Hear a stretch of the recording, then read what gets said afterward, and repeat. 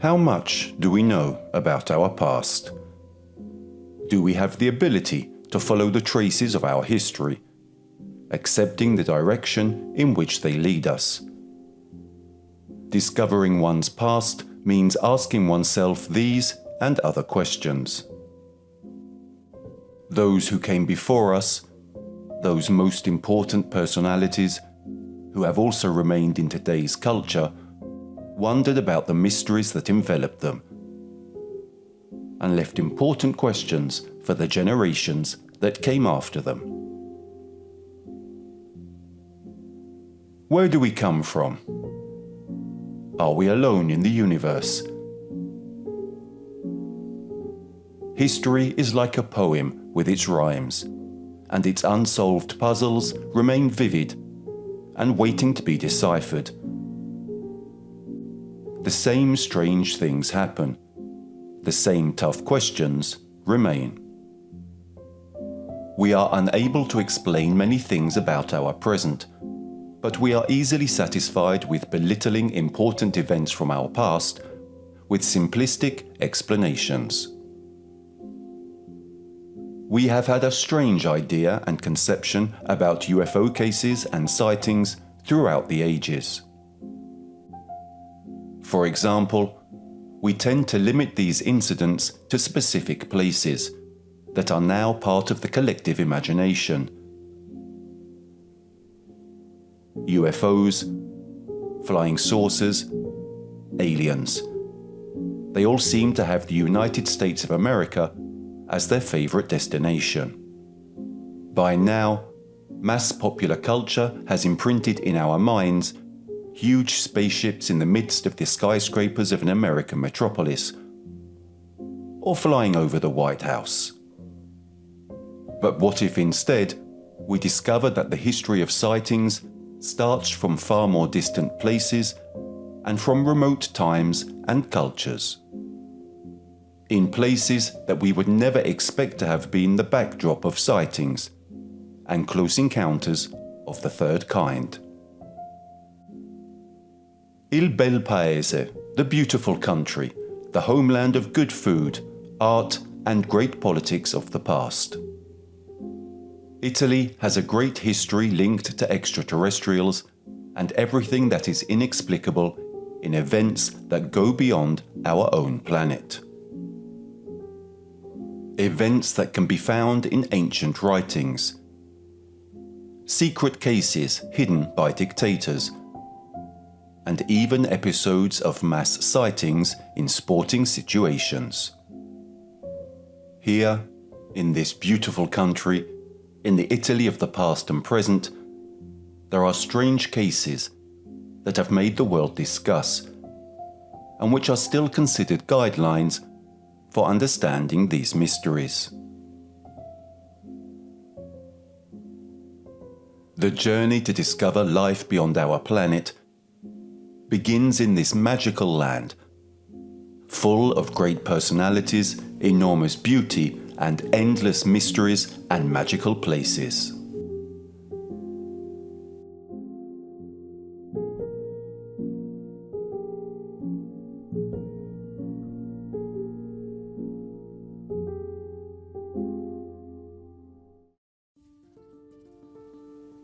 Ancient Rome.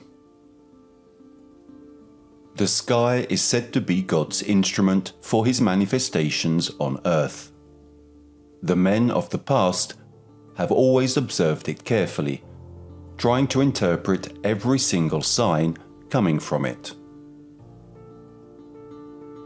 For them, what came from the skies was a message, something that could guide them in their great deeds. For this reason, in many historical writings, events of sightings in the sky are reported, especially in situations of large works, such as the tales of journeys of war.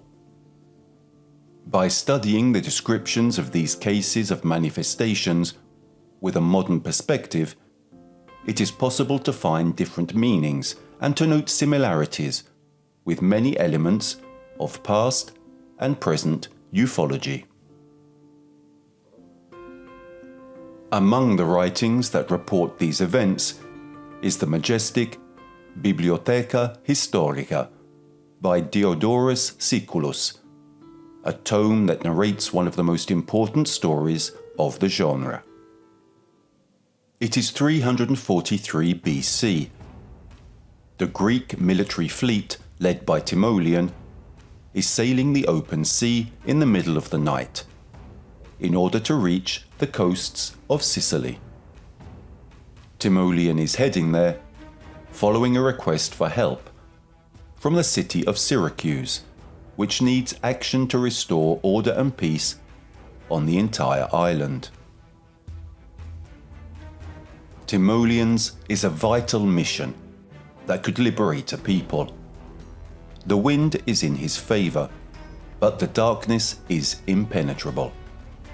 Traveling at night is one of the toughest voyages for war fleets. Suddenly, the general sees the sky above his head open up, and a huge amount of fire pours out. From this conglomerate of flames emerges a sort of torch, a long object with flames at one end.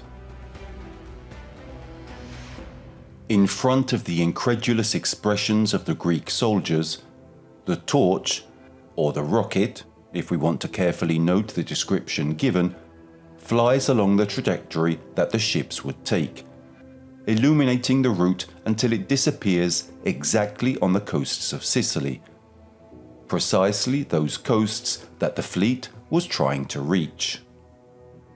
A peace mission, an event that changed the fortunes of a country that was guided by a foreign paranormal body. Sicily, Italy, was the location of this vision. The Roman Empire is among the largest and most impressive civilizations to have ever inhabited planet Earth. Its power and domination extended over most of the world. What remains of their culture we also owe to the importance they gave to writing, to study, and to the strength that drove them to transcribe, reconstruct, and report historical facts. The Roman Empire strongly believed that history was an integral part of their lives, something to be reported and studied, to leave a meaningful message for posterity, to pass down their greatness, their dominance. Titus Livius was one of the fundamental and influential historians of this civilization. He was compared to the majestic philosophers and historians of ancient Greece. Quintilian, in one of his writings, praised Titus, stating, "Herodotus should not be indignant if Titus Livius is compared to him." Much of the history of ancient Rome has come down to us thanks to Titus, but much has been lost and can only be reconstructed thanks to the historians who came after him. In his great work Ab Urbe Condita Libri, or the 142 books from the founding of the city of Rome, as well as narrating the whole history of the city from the time of its founding, he also reports many anomalous and extraordinary incidents. Titus writes in his historical tome a number of portentous phenomena, dating back to the winter of 214 BC, including Navium Speciem di Cielo ad Fulsisse, or a fleet of ships shining in the sky. Ships. It is curious that the historian uses this term to describe the unidentified flying objects that were sighted in that era. Could this be the beginning of an awareness? Plutarch is another figure whose writings historians and ufologists still study today. In fact, he reports another very important event that took place during a battle in 74 BC. The armies of Lucullus are about to engage in a ruthless fight against the army of Mithridates, when all of a sudden the sky starts burning in many places, and a huge flame-like body is seen falling between the two armies. Its shape is similar to that of a pithos, with a color very similar to that of molten silver. The pithos are the wine jars used by the ancient Greeks. Plutarch describes the shape of that unidentified object as that of a wine jar. A flying object that emerges from fire with a cylindrical shape.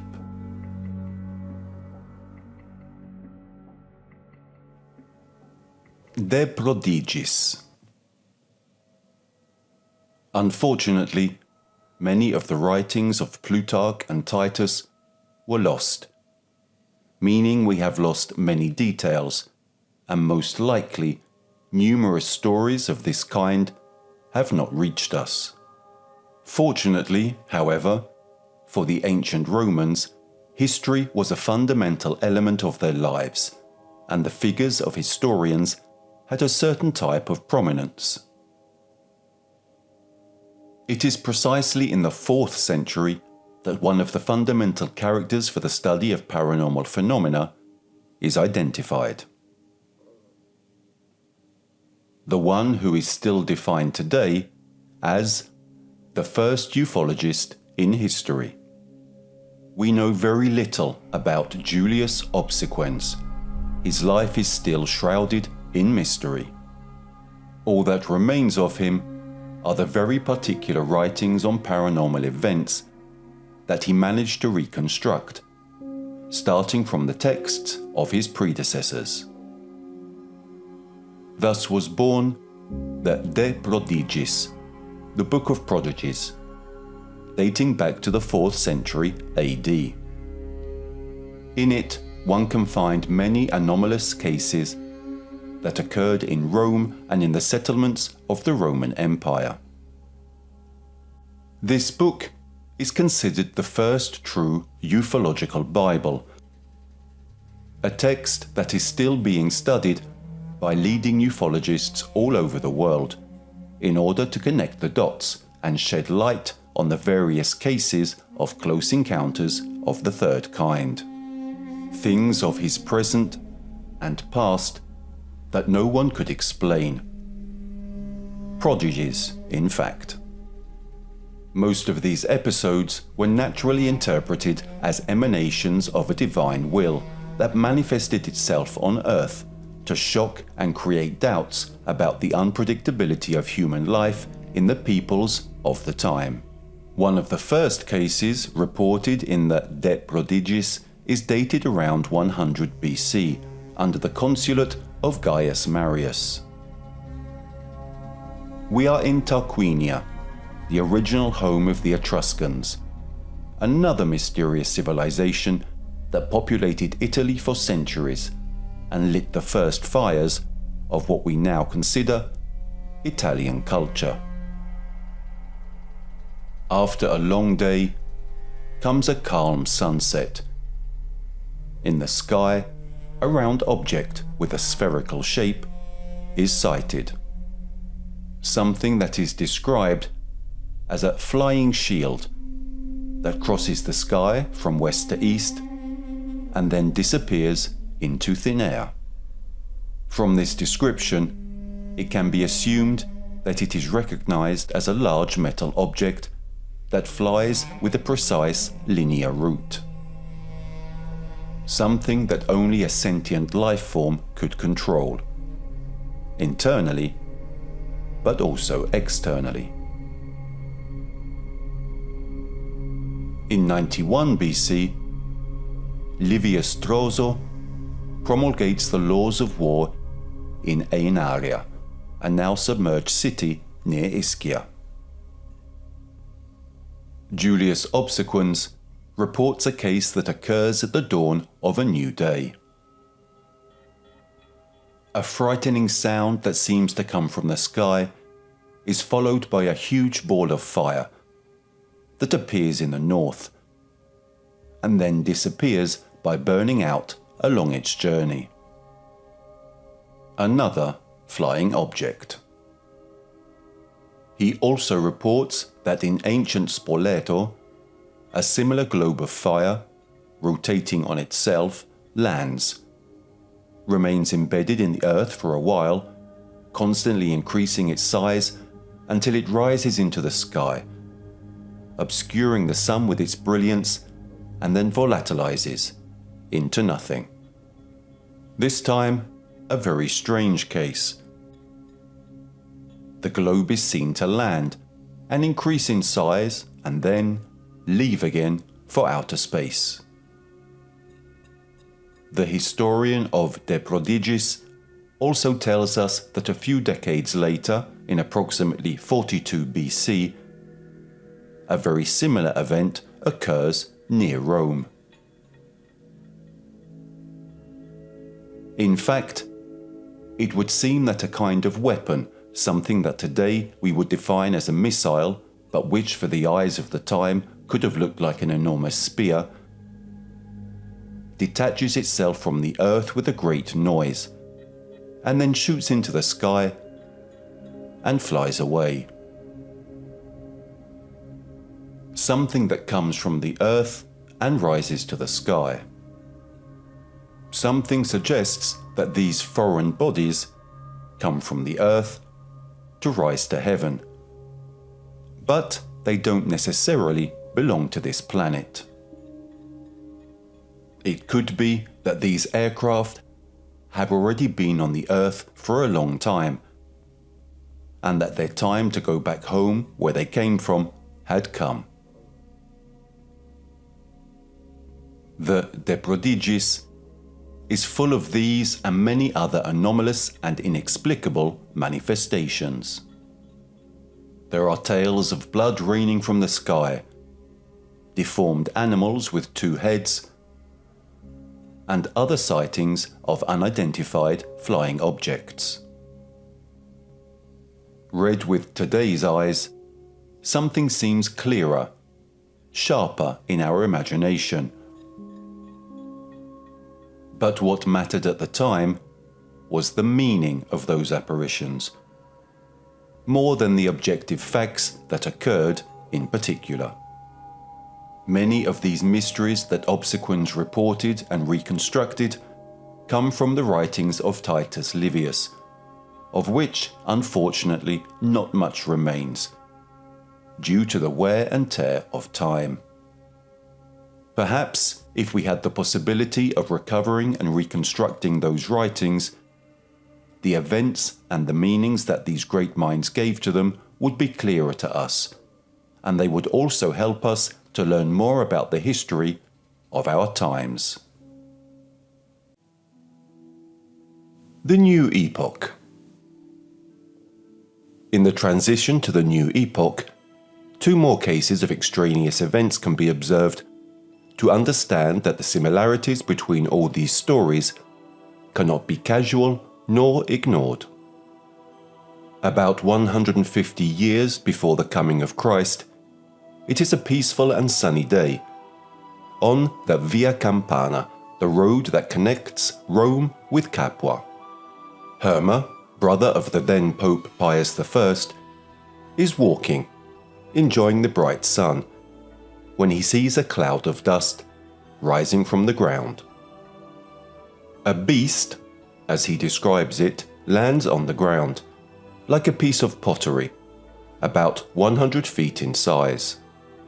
The upper part of the beast is covered with rainbow colors and shoots fiery beams, while a virgin dressed in white accompanies it. Of all of the cases reported so far, this is the most unique. Yes, we once again have similar elements.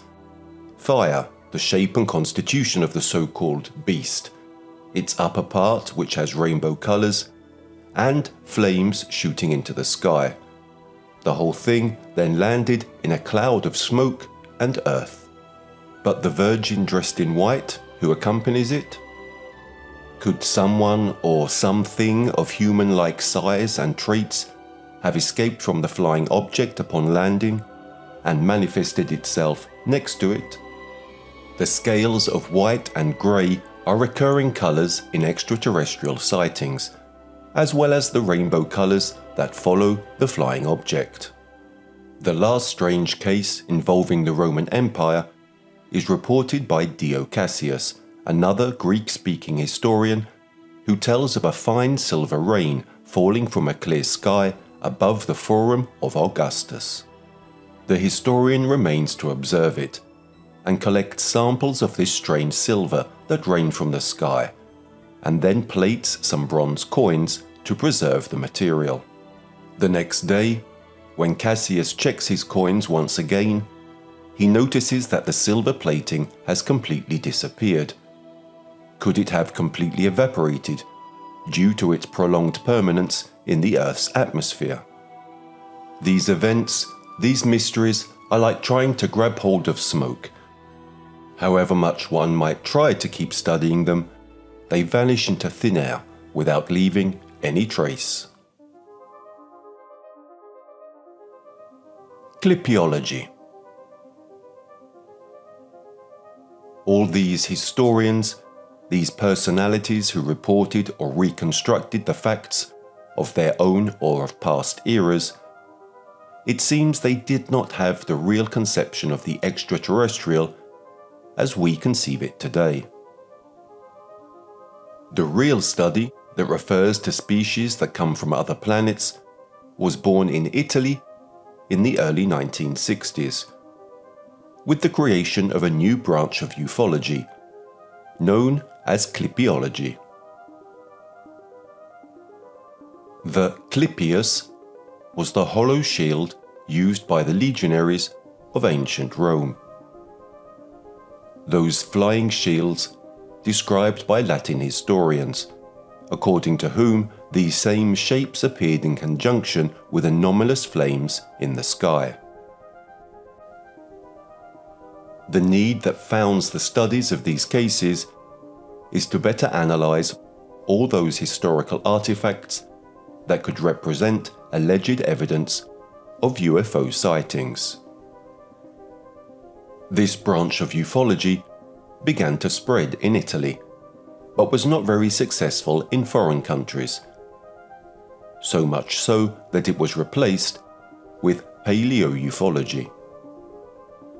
The clipiologists, however, continue with their research and their studies, trying to make people understand how, in reality, these events of the past do not have many differences from those of the present. Sightings, close encounters, almost always have the same modalities, the same dynamics. More often than not, what has been ascertained thanks to clipiology or paleoufology is precisely that the intervention of these extraterrestrial beings causes something subtle in human reactions. There is always a blurred line between belief and superstition regarding these events, and man, especially in past eras, has always tried to make sense of these incredible manifestations. The attempt by historians to accurately describe paranormal events is often viewed with a critical eye and questioned by the most disparate professionals. The description of a scene, in an attempt to portray it as it happened, sometimes falls victim to over-interpretations and denials over the years. For this reason, ufology studies these and many other past cases.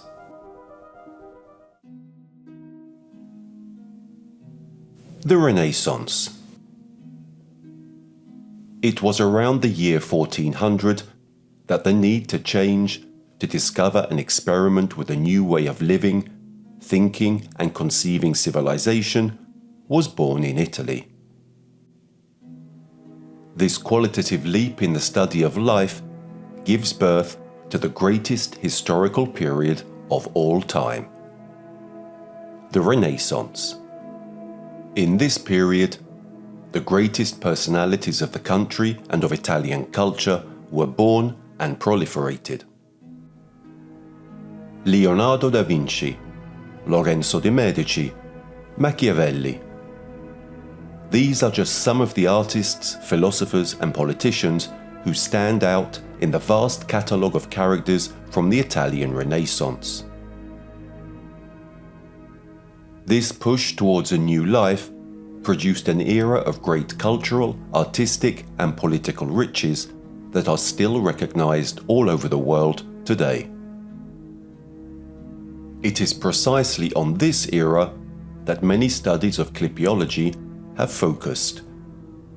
Just like in the era of ancient Rome, there are many stories of UFO sightings still shrouded in mystery and mysticism.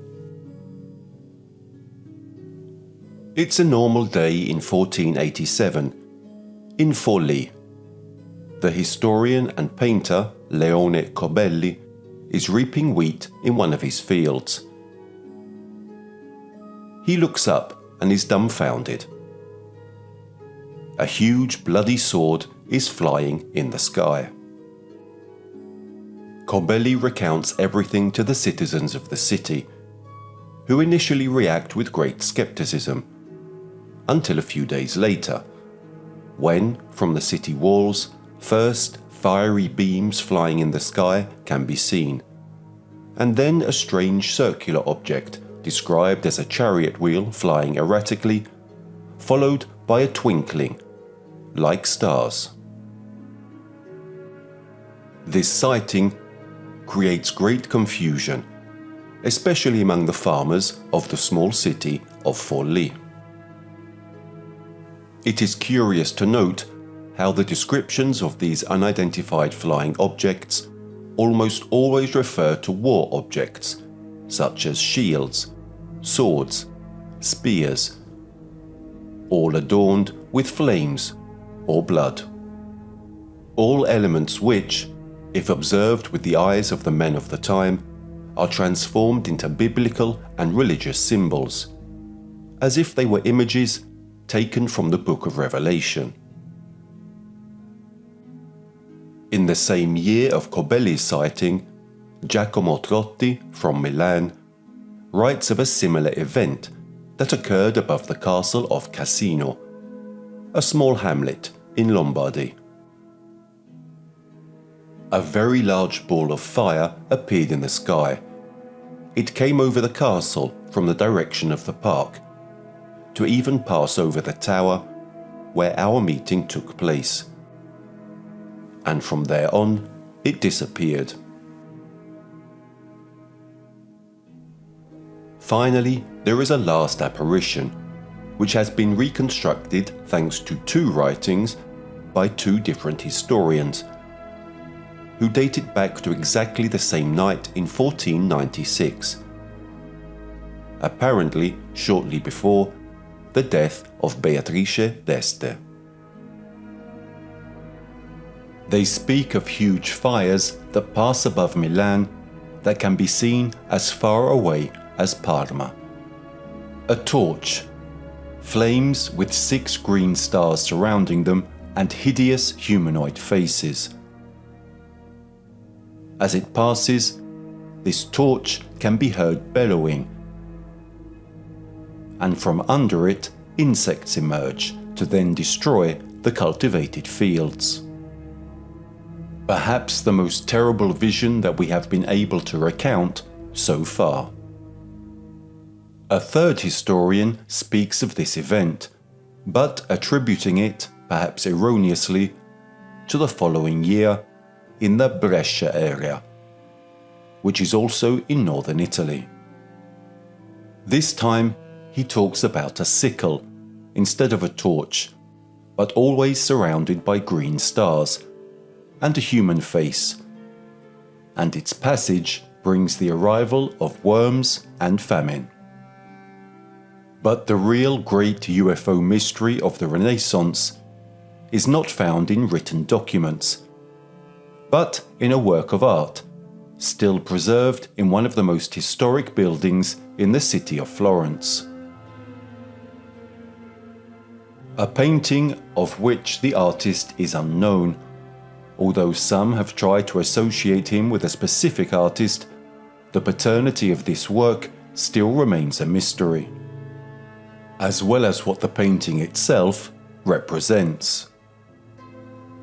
Depicted in an oval shape in the foreground is the Madonna, praying in front of the child, held up by a very young Saint Giovannino. What catches the attention of ufologists around the world is not in the foreground, but in the background. In the sky above the natural landscape of a country river, a disc-shaped flying object is depicted, which gives off its own light. The shape, position, and way of flying of this object has been a source of study for many years, to try to understand this strange object in a religious context. Under the flying object, a farmer is observing it, witness of an extraterrestrial event. He covers his eyes from the glare, and his dog next to him also seems to see the flying object. But the mysteries of this painting do not stop at the flying object on the right. If you look at the sky on the opposite side, to the left, you can see the shape described by the historical precedents that reported it. The torch surrounded by 3 of the 6 presumed fiery stars that surround it. The same images under the same circumstances. It is certainly not easy to reconstruct the history of UFO sightings in Italy in the past. But certainly the testimonies and documents that have been handed down to us speak very clearly to those who observe and analyze these things on a daily basis. It seems quite clear that ancient civilizations have had contacts with flying entities that come down from the sky, without, however, being able to grasp their true essence, and instead giving them, rightly so, a more religious and symbolic meaning. The apparitions in the country of the Renaissance, however, are not limited only to civilizations or cultures that are now part of the past. Observing and collecting this historical information, many realize that in reality these events are nothing more than the beginning of a long series of apparitions in the sky that will move an entire country in an era in which mass sharing is becoming increasingly important.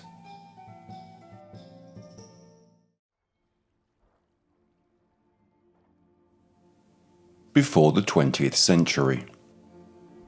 Before moving on to the great mysteries of the 1900s, it is right that we stop in 2 completely different eras, both in terms of culture and progress.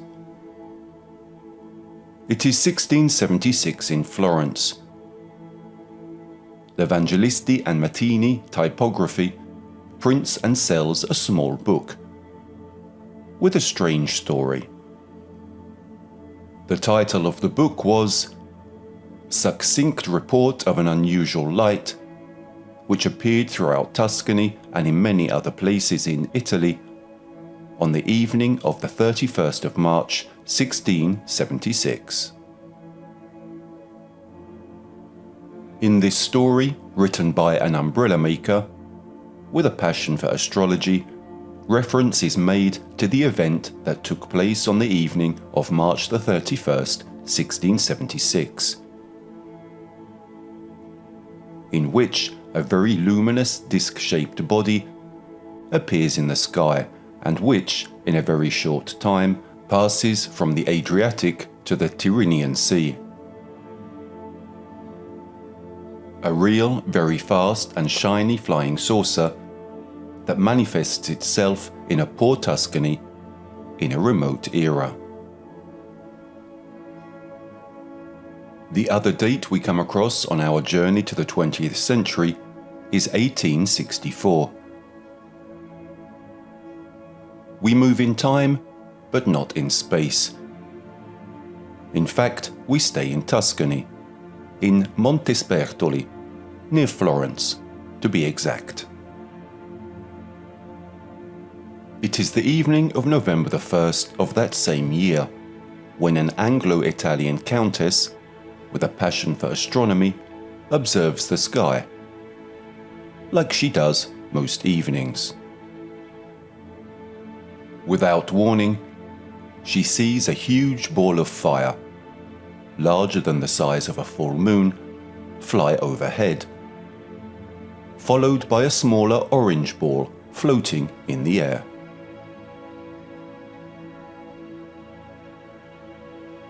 After a few moments, the two globes disappear into thin air, without leaving any trace.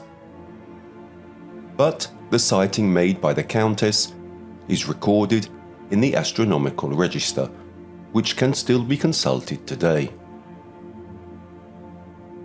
Last but not least, a fundamental date for the history of the Italian state is 1871. In March of that year, all the states that made up the Boot were unified in the glorious Kingdom of Italy. In November of the same year, while the new parliament was inaugurated in the capital, Rome, most of the citizens were attracted by what would later be called the Star of Italy, a luminous body facing south. A luminous star, as big as a silver shield. Even the Italians of that era, like the Romans and the ancient Greeks before them, gave a symbolic meaning to that apparition, taking it as a good omen for the new politics and for a prosperous and peaceful government. For some cultures, prior to the very ancient ones, messages from heaven still had a profound meaning that impacted everyday life and destiny.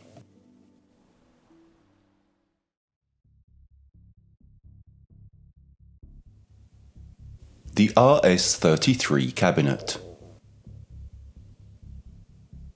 For many years, it was always thought that the Roswell case, which took place in America in 1947, was one of the first, if not the first case, of an incident that saw the landing of an unidentified object on Earth. But there are stories and documents which would prove that one of the very first cases of a UFO crash on Earth took place in Italy, under the fascist dictatorship. It is June the 13th, 1933. A few months after Hitler's rise to power in Germany. Italy is already experiencing its 11th year of fascist dictatorship led by the Duce, Benito Mussolini. The Duce's policy is very rigid and oppressive. Political enemies are silenced, and control over the media and news is total. Vergiate is a small town in northern Italy, in Lombardy. The day goes by like many others, and citizens carry out their daily chores like any other working day.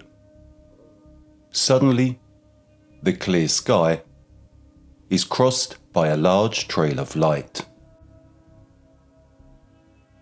At first, it looks like a simple daytime shooting star, also very beautiful and peculiar. But then the celestial body begins to increase in size as it approaches the Earth. In an instant, the star picks up speed and crashes to the ground in 1,000 pieces. The fascist police are immediately alerted and head to the scene in no time.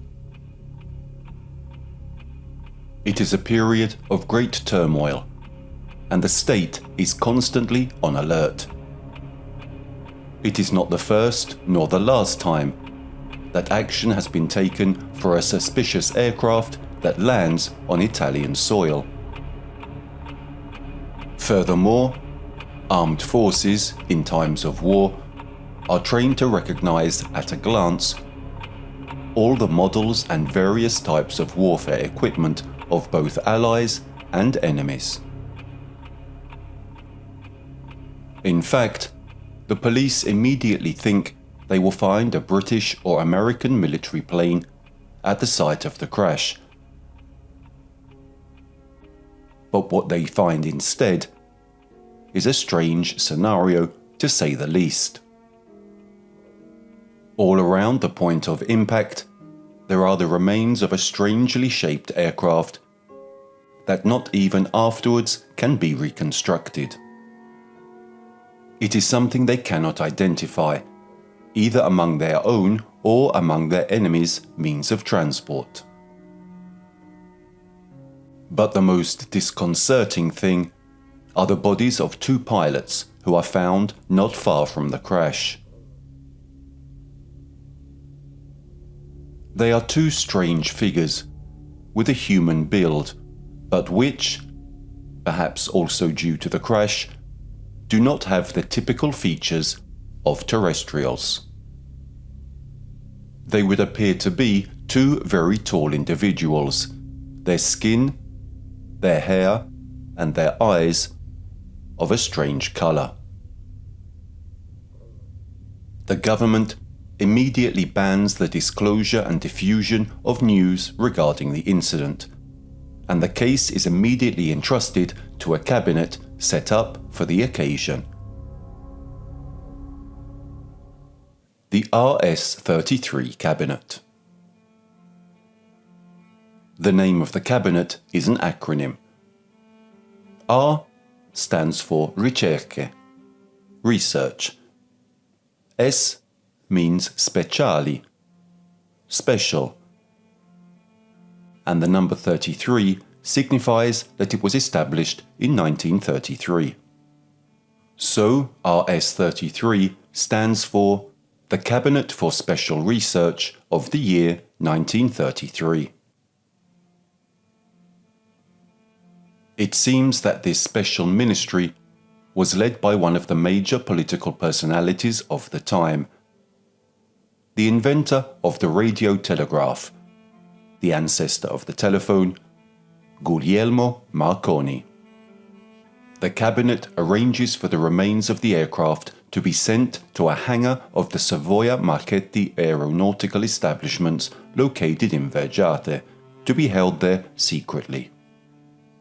While the two bodies are preserved in formalin, Il Duce Benito Mussolini will later release highly confidential documents to ensure that everything is silenced. From the telegraph office in Milan, this telegram is sent. By personal order of the Duce, order the immediate, I repeat, immediate arrest for the possible diffusion of the news relating to the aircraft of unknown nature and origin, of which, from Stefani's press release, dated today at 7:30, stop. Arrange for the immediate withdrawal of any newspaper lead prints bearing the aforementioned news, stop. Set maximum penalties for violators up to and including prosecution by the State Security Court, stop. Give immediate acknowledgement of receipt of this telegram, stop. Signed, Special Affairs Executive, stop. Another document reads, Senate of the Kingdom, confidential personal note. 1. Notify the prefect. 2. Arrange immediate recovery of the aircraft. 3. Order the immediate arrest of all witnesses. Appoint Special Section RS-33 of the OVRA, present in each provincial capital or its subsection. 4. Address each report with the qualification of maximum secrecy and precedence over all priorities to the Central Meteorological Office at the Sapienza University of Rome. Exclusive relevance, Cabinet RS-33. 5. Officially prevent the dissemination of any news, especially in the press. 6. For the purpose of the previous point, it is necessary to publish from time to time very short articles in which the phenomenon is reported. And a final document. Senate of the Kingdom. Dear De Santi, I am sending you, as requested and verbally agreed, the note for your rule. Do not make copies. Do not even mention it to your deputy. For any matter having to do with the RS-33 cabinet, come to me first. I typed these lines myself so as not to expose them to the eyes of my secretaries. So, act accordingly. From these documents, which seem to come directly from the Senate of the Kingdom of Italy, the intent to completely cover up the story is more than clear, trying to silence any possible transmission of the events that took place. Furthermore, note number 6 of the second document reads the phrase, "It is necessary to publish from time to time very short articles in which the phenomenon is reported." This last order undoubtedly demonstrates an attempt to manipulate the news to avoid making that cover-up too shameless and concocted. Furthermore, it is now known of the interest that dictatorships, such as the Nazis, had in these types of aerospace vehicles, and of how, for the entire duration of their regimes, they attempted to recreate these alien technologies to use them for their own war purposes. It would seem that the Mussolini dictatorship managed to keep this incredible event hidden for a long time. At the end of the war, a month before the liberation of Italy, the Americans managed to gain a foothold in the occupied country and obtain many strategic points to be able to carry out their war missions. March 1945. A two-engine Boston aircraft belonging to the 55th Fighter Bomber Squadron of the RAF is on a mission over the Alps. It's night time and it's returning to its temporary base in Forlì. The pilot observes 6 huge incandescent metal balls in the sky that give off an intense red light the size of 3 terrestrial moons. These spheres fly with a strange alignment, and the plane, to get past them, is forced to operate various evasive maneuvers to avoid crashing. This risk increases while trying to escape these menacing spheres. Suddenly, the onboard equipment that controls the military aircraft seems to have problems. Mysterious interference prevents the pilot from optimally controlling the plane. And, having now reached the south coast of Trieste, he is forced to take one last reckless action to save himself. He flies down into a dive until he almost touches the water, where the spheres can't reach him. Once altitude is regained, the mysterious pursuers are gone, and the pilot can return safely to base, completing his mission. This is one of many cases reported during World War II that reference what were later referred to as Foo Fighters. It is a term coined by the Royal Air Force and the US Army Air Force, the two major British and American armed air forces, which during the Second World War had several cases of sightings of these unidentified aircraft.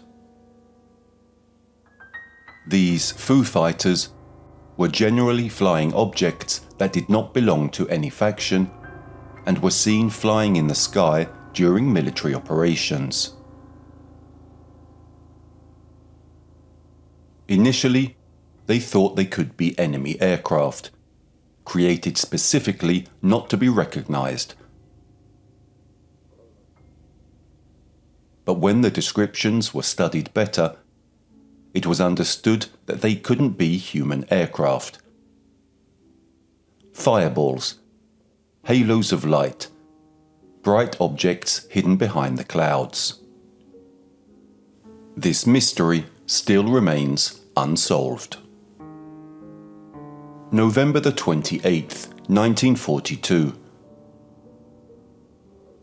The Royal Air Force crew of the 61st Bombardment Squadron is flying in the Italian skies to carry out a bombing mission over Turin.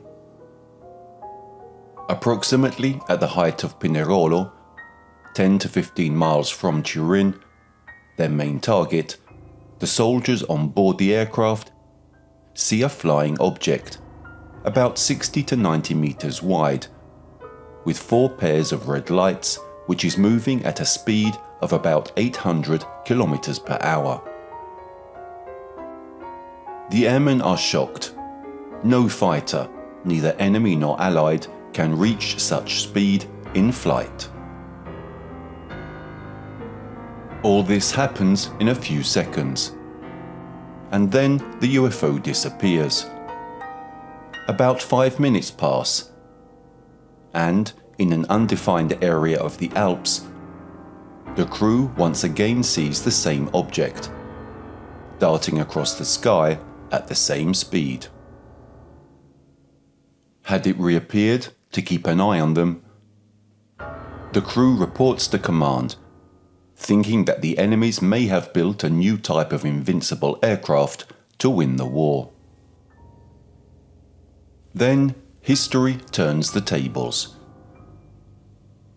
On April the 25th, 1945, Italy was freed from the oppression of the fascist dictatorship, and naturally, many armed forces of the Allied countries took possession of many secrets of the dictatorship. It is precisely the US Air Force that, at the end of the war, manages to get its hands on all the secret documents of the fascists, and it sends them to America, where they are archived. The military area designated for the storage of these documents and related evidence is the current base at Groom Lake, Nevada, which was used as an artillery and bombing test area during World War II, that will one day be renamed Area 51. These secrets remained in the dark until they were recatalogued and absolved from the wording top secret. So, in the 90s, a package containing precisely these documents that refer to the RS-33 cabinet arrived in anonymous form at the Italian National Ufological Center. Here the documents were studied and put back together, and the mystery was brought to light. However, there is another anomalous case, not attributable to the dictatorship, but which took place in the midst of the fascist regime. April 1937. In a small town near Naples, it is just after 2 in the morning, and 2 tax agents are doing a regular patrol on their bicycles when they suddenly hear some shouting. One of the officers gets off his bike and shines his flashlight at the spot where he heard the shouts. Against all expectations, the man illuminates a strange and gigantic object with dimensions of about 25 meters in diameter and about 6 meters in height. Its shape is that of 2 plates turned upside down and joined together. The lower part is slightly flattened, and both above and below there are small semidomes. On the body of the aircraft, there are 3 portholes in a row, and inside them, the 2 agents are able to distinguish a slight fluorescence. The UFO releases its own silver light and rises from the ground at great speed, to then fly towards Vesuvius, leaving behind it a luminous silver trail. The vision lasts about 30 seconds, but that's enough to traumatize the 2 agents. It is not clear whether or not they told this story after the fall of fascism, and it remains a mystery how this case managed to escape the control and censorship of the RS-33 cabinet. But it certainly isn't something that can escape a deeper analysis for future ufological research.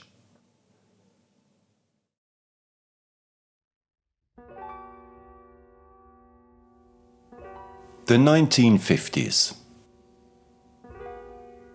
The war is over, and with it, the dictatorship which led to death, poverty, and hunger among the people. Now, a new great period of economic, social, and cultural prosperity has begun in Italy. The 1950s are called the boom years, where a large part of the population regains its social status and manages to recover from the dark and dangerous times. Cinema and TV go crazy with programs of all kinds. Science fiction takes over in every element of the media, and the images of an unknown space inhabited by alien beings spread further and further. We are in Varese, a small city in Lombardy. The day of April the 24th, 1950, was struck by an enormous and violent storm. A worker in his 40s leaves his house in the evening to get some air when he notices something unusual that attracts his attention.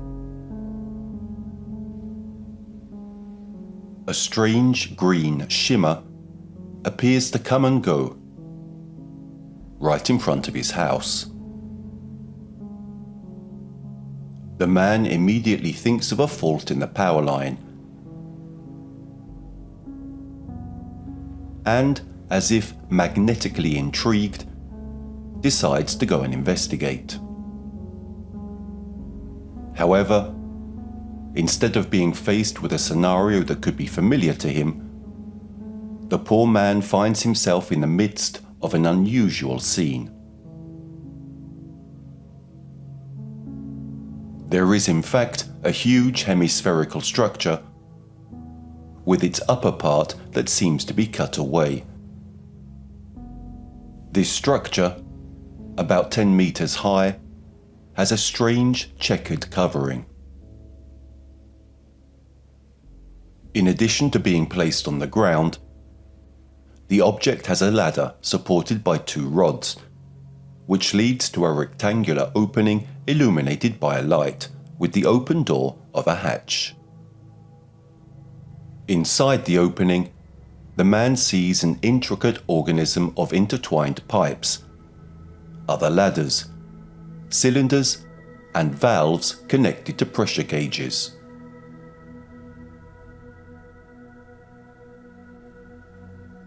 Unfortunately for the man, the vision does not end here, because near the external ladder, there are two humanoid figures, about 1.70 meters tall, covered in huge diving suits, like those for marine diving. Complete with breathing masks, from which, at the height of the mouth, extends a tube with an opening at the end.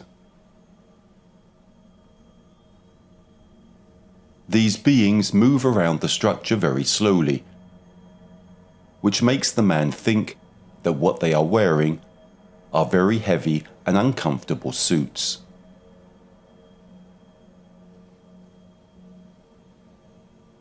Above the two beings, there is a metal platform, supported by an arm like a crane, and on it, a third being equipped with the same suit is intent on working on something outside the structure. As far as the man can understand from what he sees, this third being has a pistol-shaped instrument in his hand, which, in contact with the outside of the structure, produces a strange intermittent green light. He is welding or repairing something on the external part of that strange hemisphere. The light from that tool reveals the original color of that enormous luminescent structure. In fact, it seems that it is made of a common metal. The human mind, in dangerous situations, has surprising defense mechanisms. In fact, the worker, seized by a surge of humanity, perhaps to try to make sense of that absurd situation in his head, tries to make contact with these beings and greets them. He tells them that his house is nearby and asks if they need a hand, if he can help them with anything. The answer he gets, however, is nothing the man can imagine. Perhaps expecting a kind response, he instead hears strange and incomprehensible sounds coming from the beings' masks. At this point, the idea is formed in the confused man's mind that they cannot be beings from his own planet, nor that the vehicle can be any of those known to him. And it is here that fear assails him. Panic and the desire to escape make him react instinctively. The man turns and starts to run away. But before he can completely escape from that situation, he turns one last time to these aliens and manages to see that one of them has picked up a strange instrument that he recognizes as a camera. The being points it towards the poor worker on the run and shoots out a beam of light aimed right at him. The escaping man feels pushed to the ground, as if by an invisible and incredibly powerful force. He falls to the ground and ends up on the edge of a large stone, injuring himself. Helpless and with no way out, the man struggles to get up. But before he is able to, all the lights and luminescence around him go out. What he remembers next is seeing the hemispherical structure rise to the sky and disappear in the dark of night at an unprecedented speed. The next day, Gathering his courage, and curious as to what happened to him the night before, the man returns to the location of the sighting. He is shocked and confused, but he knows that if he doesn't investigate what happened, he will always be left with doubts. Reaching the location, he finds unequivocal traces, 4 indentations in the ground, about a meter in diameter, some burnt grass around the site, and a few pieces of a gritty, shiny metal. He collects these fragments of metal, thinking that they may be residues left by the welding operation that the third being was performing on the structure. Finally, the man decides to report the incident to the Varese police force, who, however, to his great surprise, warn him not to tell anyone anything about the incident, to avoid creating alarmism in the city. Small towns and cities are places where rumors spread quickly, and a sighting of a UFO, complete with the presence of 3 hostile aliens, could cause panic in the city. The man is left alone with his secret. Unfortunately, his fall also caused him some physical problems, but these didn't impede his desire to discover the truth. In fact, he takes the pieces of metal that he collected from the vehicle landing site to be analyzed, and discovers that it is an anti-friction metal, or a type of metal that is much more resistant to corrosion and harder than most common metals. It would seem to be a metal that is also found on planet Earth, but the fact that the third being was trying to weld or drill it makes the whole situation even more curious. So the device that he was using and that gave off those green sparks must have been some sort of very advanced tool to be able to treat such a hard metal. The man decides to keep his promise to the police not to say anything about it. But, as already mentioned, rumors spread quickly in a small village, and the poor worker becomes the target of ridicule by his fellow citizens. Then, after 2 years, he decides to tell the whole story to the newspapers, who accept the news and report it with great satisfaction, despite the fact that the remains of the evidence, such as the metal that he had collected, have been lost. Who knows how? The 1950s are but the beginning of a large mass dissemination of extraterrestrial events. Thanks to the sharing of media information and news that circulate much faster than in the past. In 1954, in Europe and especially in Italy, in autumn between September and November, there is a large and anomalous wave of sightings that occur in the south and west of the European continent. There is talk of traces on the ground of unidentified aircraft and real encounters with humanoid creatures that seem to come from other planets. The most singular and most spectacular case of all, however, remains the great sighting of October the 27th, 1954, during a football match.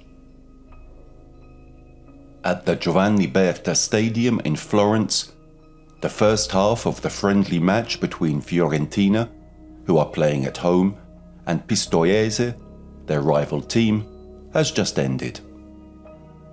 It's a hard-fought game.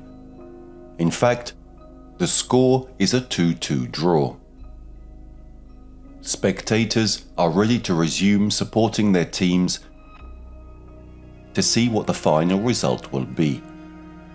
It's about 3:30 p.m. and the kickoff is about to start the second half. But suddenly, the crowd's attention is drawn to something different than the match. The excitement is so high that even the players are distracted and are forced to look to the skies. 2 mysterious silver flying objects are chasing each other just above the stadium. Some describe them as cigar-shaped objects, others as huge crushed spheres, and even others as singular seagull wings fluttering in the sky.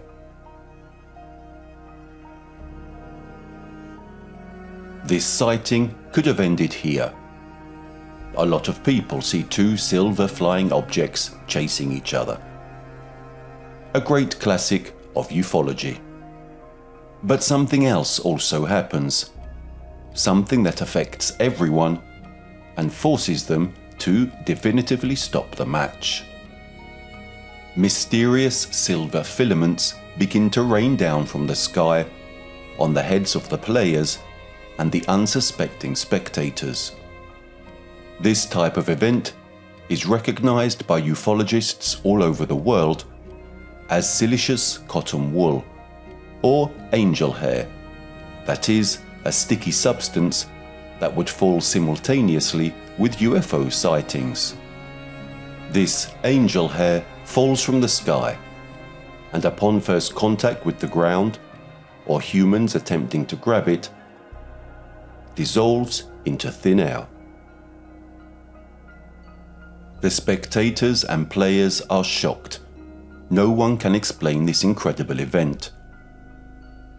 It turns out, however, later, that this is not the only sighting of two flying objects that release this angel hair from the sky, but that throughout the day, in different areas of Florence, the same thing happens.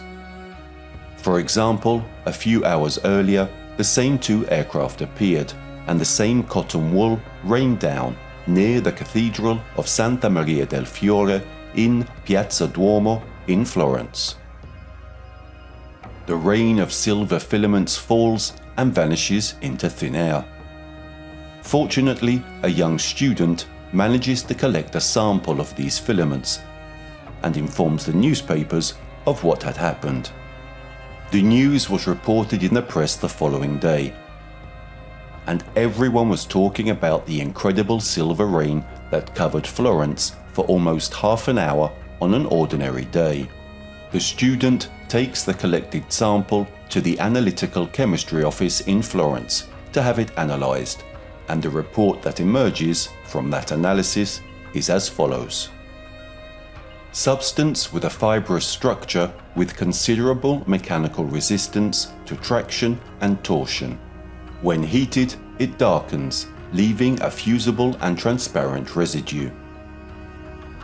This fusible residue spectrographically shows to contain predominantly boron, silicon, calcium, and magnesium.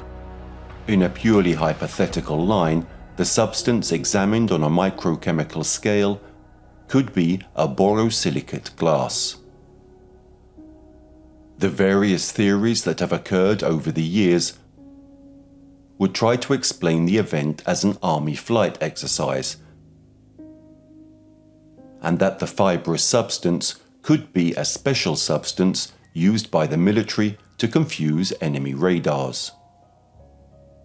But the two flying objects, how come a large part of the city population has not been able to identify their shape? Some spoke of cigars, others of discs, others even of seagull wings. How come no one in their statements refers to military aircraft? The mystery of that strange football match in Florence still remains unsolved. But it is a case that is still being discussed in UFO circles.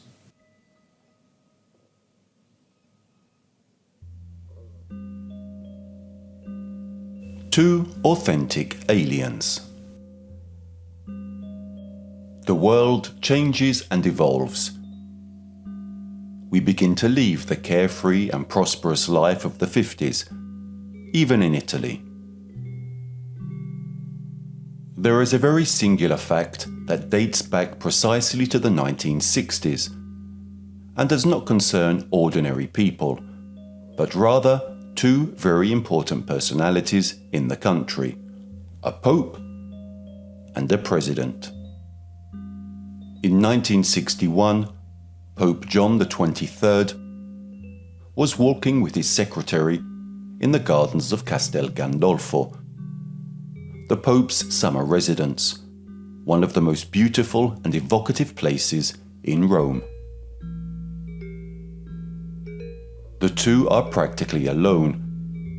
There is no one around them. Attracted by something happening in the sky, the Pope and the Cardinal look up and see various coloured lights swirling overhead. Everything takes place in total silence, until one of these lights detaches from the others and lands right in the Vatican gardens. The two men are amazed. What looked like a star now takes on another meaning. A sort of hatch opens from the central part of the luminous aircraft, and a figure steps out. Something that incredibly resembles a man, but which is difficult to distinguish due to the luminescence that surrounds it. Without even realizing it, the two clergymen kneel in front of this apparition and contemplate it for a few minutes, until the Pope himself gets up and slowly approaches the strange light. The Cardinal remains where he is to observe the Pope talking to that strange humanoid for what seemed like infinite minutes, without being able to hear anything of their conversation. Finally, when the two finish talking, the alien re-enters his spaceship and takes off again into the sky, disappearing from sight. The Pope approaches the Cardinal. Tears run down his face, and he says, "God's children are everywhere, even if sometimes we have difficulty recognizing our own brothers." This is the last time Pope John the 23rd will speak of that event. In fact, the Holy Father asks the Cardinal to keep silent about what the two experienced. Only following the death of the then Pope, the secret was told by the Cardinal. All this caused a sensation in all the newspapers of Italy, 20 years later, when the news was reported. News that upsets some because of its amazing nature, but which confirms instead many theories of others. These facts managed to shed light on many news stories that were reported in the past, but which had been deliberately forgotten. In fact, it would seem that the same incredible encounter took place 11 years earlier. In October 1950, in the same gardens of the Vatican. Pope Pius XII saw 3 different times a silvery and luminous disk, which rotated on itself in the sky, and as it passed, it released beams of light of various colours all around.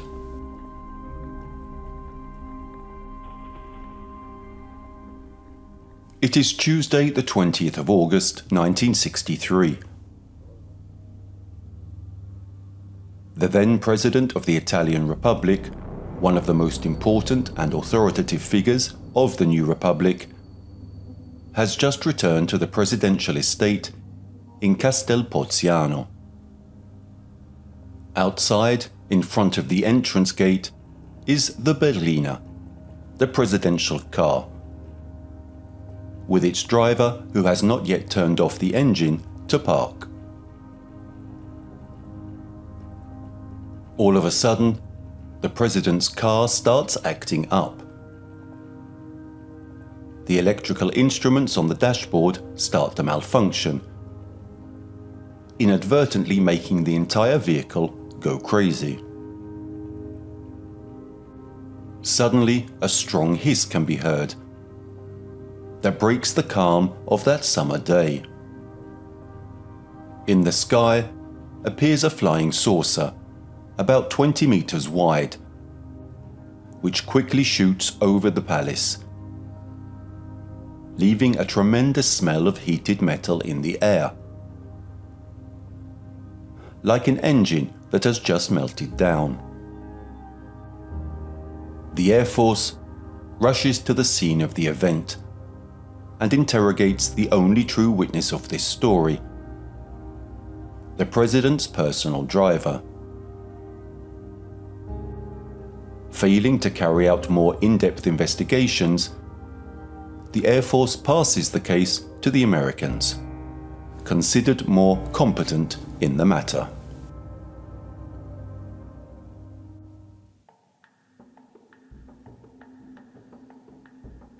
Two reported cases.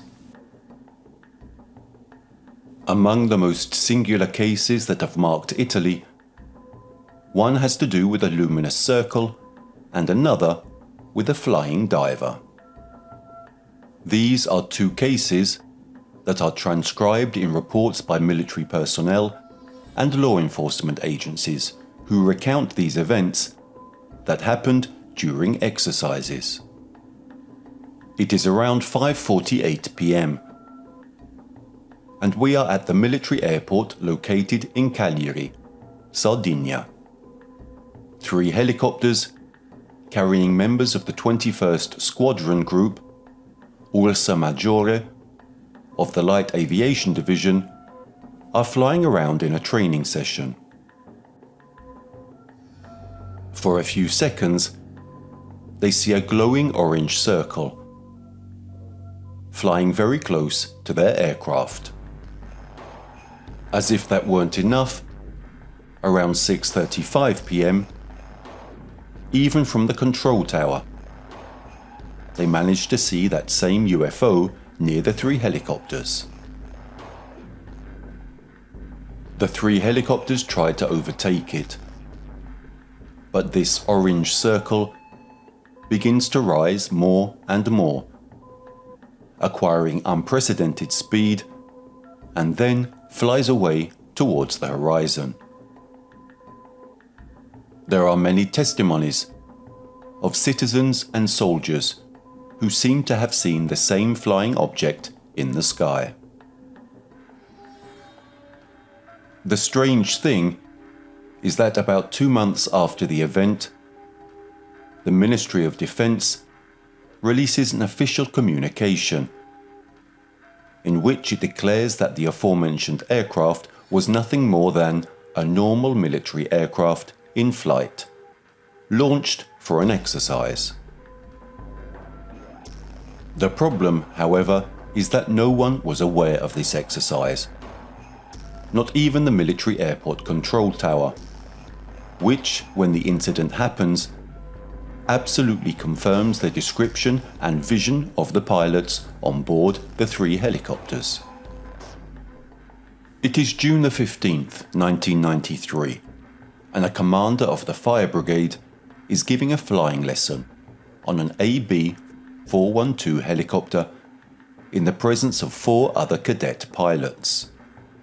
The helicopter is flying about 600 meters from the ground, when, suddenly, the crew sees an unidentified flying object approaching them. Only thanks to the quick reflexes of the skillful instructor, the accident is avoided by a hair's breadth, and the helicopter manages to dodge that strange object. Seeing it pass by from behind the helicopter, the crew describe a curious 5-foot-tall diving suit with a globe forming a head, 2 huge yellow eyes, and what seem like limbs in a single block of ochre colour, from the back of which a large trapezoidal antenna protrudes. The strange diving suit flies up to a high altitude against the wind, and after a few seconds it quickly moves away, the instructor commander warns the control tower of the presence of this strange flying diver, but ground radars fail to detect any objects in flight in the vicinity of their helicopter. These and other reports present very precise descriptions of these unidentified flying objects, but most of the time they are archived by the military authorities themselves as cases of no interest, or simply as misunderstandings and/or blunders made by witnesses.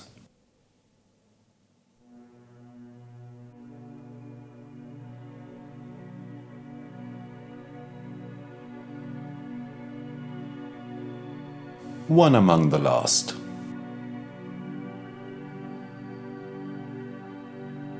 One of the last most significant sightings dates back to 2008 and involves another pilot, this time of a glider on the slopes of Mont Blanc.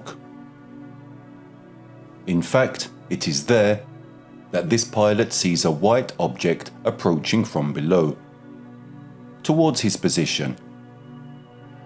He makes a small turn, and the UFO is now next to his glider. The man can observe that it has a spherical shape with two vertical cylinders in its lower part and is more or less 2.5 meters wide. Once on the ground, the glider pilot calls the aviation center and asks for confirmation of the presence of other aircraft in the area. The Air Force reports that no one has flown in that area apart from him.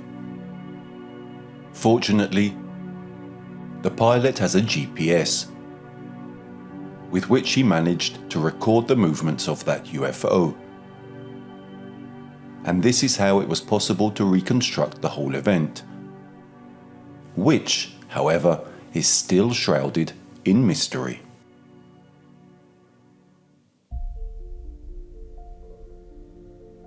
Italy is littered with unexplained, bizarre, and still mysterious UFO events throughout its whole history, from the ancient Romans to modern day. If ufological studies did not spend time to analyze all these cases in order to grasp their logical connection, the entire history of a country would be lost, which, unlike many others, has had and still has many alien contacts, as well as contacts with forms of unidentified life. Fireballs, spears, and round silvery objects that give off multicolored trails, large shields or overturned plates whizzing across the sky, silver filaments that rain down following the sighting of a flying object. As we can observe, all these incidents have repeated over time, from very ancient times to more recent days, without being able to explain, or very often, even accept them. But despite attempts to cover up or hide the most obvious things, the truth about these stories, more often than not, comes out on its own. If you look for the right information, even regarding modern times, you will discover that, in reality, there are still sightings in Italy, and many more than you can imagine. Absurd things that most often resonate like those rhymes that are repeated by history. How much do we know about our past? Do we have the ability to follow the traces of our history accepting the direction in which they lead us. Continuing to ask these questions in the research we do on information about these cases can bring us closer to discovering the truth and being able to reevaluate even the entire history of a country and a culture even far from our own. Like space travelers exploring its vastness, we all take that same path into the unknown.